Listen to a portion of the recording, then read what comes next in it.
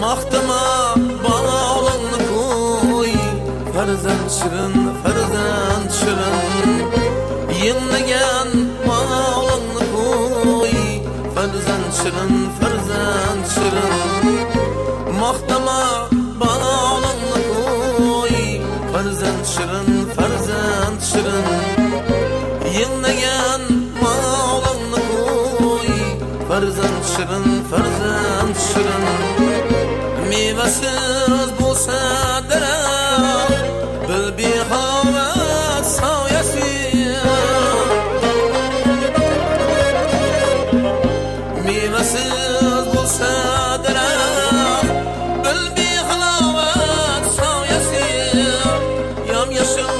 tağlanlı koy, farzand şirin Yam yaşıl tağlanlı koy,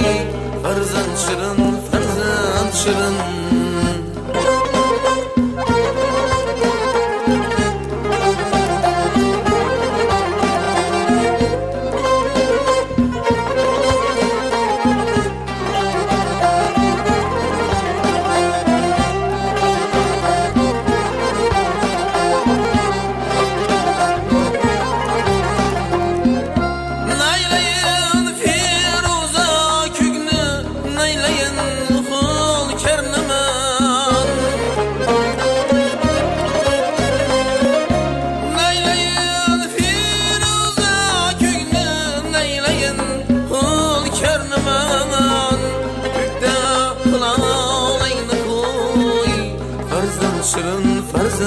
şirin